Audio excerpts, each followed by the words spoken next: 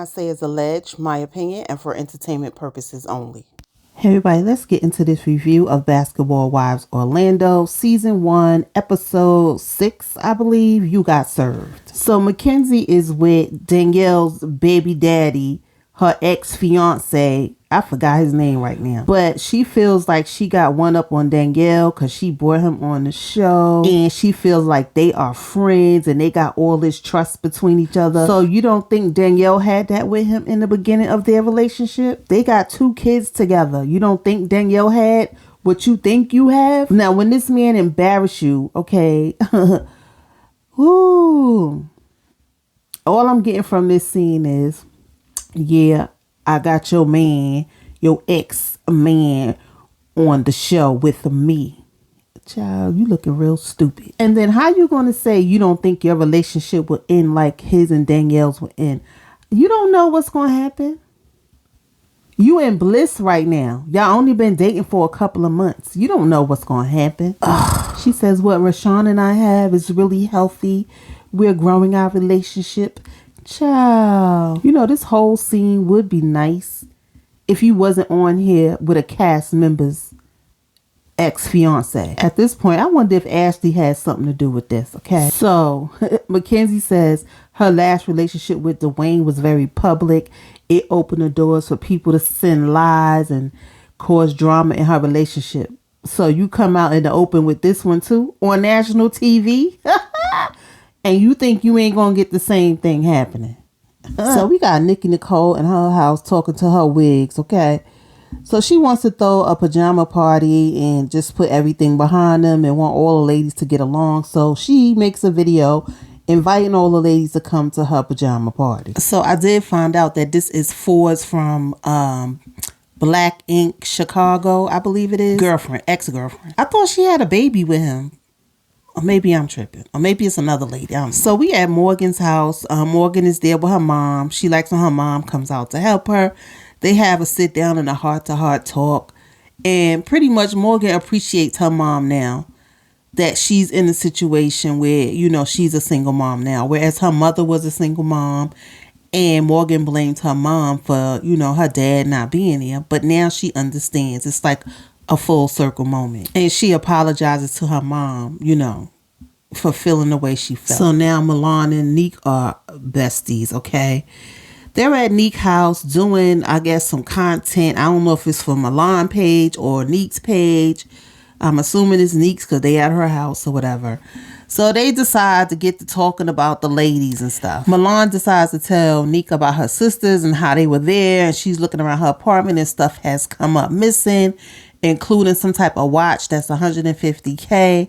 She said they already on a flight to Cincinnati. She said she just trying to show them better. And now she gonna be more selective on who she's good to. She said she cried, but you know, she getting over it. So Milan asks Neek is how she gonna feel when she see Morgan at the slumber party. And Neek was like, listen, I just want to let it go. She said, wrong is wrong and right is right. And I know when I do something wrong, I'm going to apologize. And hopefully she comes with the same energy. So Milan get to talking about Danielle and saying that her apology was fake. And she got sent the live that Nikki did with Danielle and talking about how somebody got punched. A cast member got punched, which was her. And Milan don't appreciate it. Milan says she claims that she's not trying to start no problems. She's trying to fix them. But if somebody come for her, she coming for them. Child, you full of it. Milan claims that Danielle and Morgan is mad that she didn't pick a side. But I don't think they asked you to pick a side. You chose a side, in my opinion. So we got Danielle in the gym. I swear I've seen that gym before. I want to say it was Carmelo and Lala's son. I forgot his name. Dang it. Practicing in the gym for some tournament he was going to be in. But it might have been in New York, though. Well, anyway, back to the show. Danielle hired a personal trainer so she could get back into her basketball. Rainey, since they decided to name him. He's in the NBA, I'm assuming. Ex-NBA player, I don't know. But he's giving her tips and coaching her. Danielle got game though. What? Danielle said she's playing basketball for her mental health, where she ain't got to think about Rashawn and Mackenzie and her being around her kids.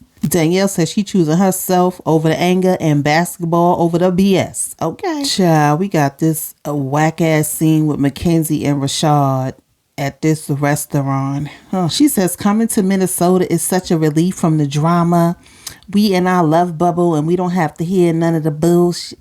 So why you come on the show? Y'all could have been in y'all love bubble off the show. But no, you think you got one up on Danielle. I keep telling you, you got the same dude that Danielle had. I mean, if y'all notice, Mackenzie is the one with the questions and leading the conversation. Child. She said it's special. He said it's special to me too, but there's no title on this. But for Mackenzie, she said we're building. Child, I can't. But you want to get on every doggone confessional and we friends and we got something special and we trust each other. This fool just said he's a different person in terms of his last relationship. But if he have a side chick, he's going to tell her.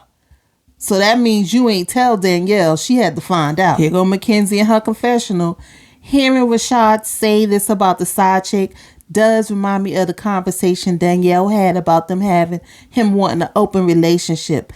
But Rashad had side chicks when he was with Danielle because he wasn't happy. Girl, you sound so stupid. He said he want a level of freedom, but Danielle got to be with the kids. Like, how much more freedom you want? That's just weird. And here go Mackenzie. Do you feel like I give you that? Yeah, you give it to him right now until he start ignoring your ass. See why he said I gotta wait and see. Cause he know women, once we fall, and we want to know where this relationship is going. But he just said he want to feel free, okay? Mackenzie, you better pick up on them red flags. Child, she says she ain't forced Rashad to give her more than he's capable of. Well, then what do you want? So you settling is what you saying? So Neek and Milan meet up. We find out that Neek's boyfriend, Dwayne, brother who was doing the album release party, was tragically killed. They had an altercation with some people outside and we found out that a female, unalived him. That's crazy. Milan ends up talking about her brother and how her brother got killed. And can I say I'm just distracted by her booty? Her booty just ain't matching. Anyway, is it me or Neek was giving a look like, girl, this is not about you? Here go Milan in her confessional talking about life is so much bigger than the things we got going on in this group, and take accountability because life is too short. So Morgan is at the house. She's doing her daughter's hair. Her daughter got a head full of hair. She took good care of her daughter's hair. But Morgan looked like she got a good head of hair too. So she's mostly concerned about her daughter, her dad not being there. They talk about her daughter being in her sports and things like that, I guess to keep her busy and active. And the daughter was like, I'm liking Orlando. I'm kind of getting used to dad not being here. And, Morgan is a little concerned, but, she wants to make sure she keep that line of communication open so that her daughter could come to her and tell her how she feels at all times. So we at Nikki's slumber party.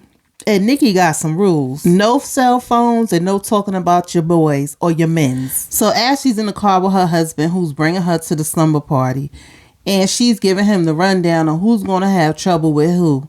See, that's part of your problem right there. And you the main one talking about you don't want no drama. I'm not one that lowers myself into drama. It can happen around me. Meanwhile, your hand be all in the drama. Throwing rocks and hiding your hand.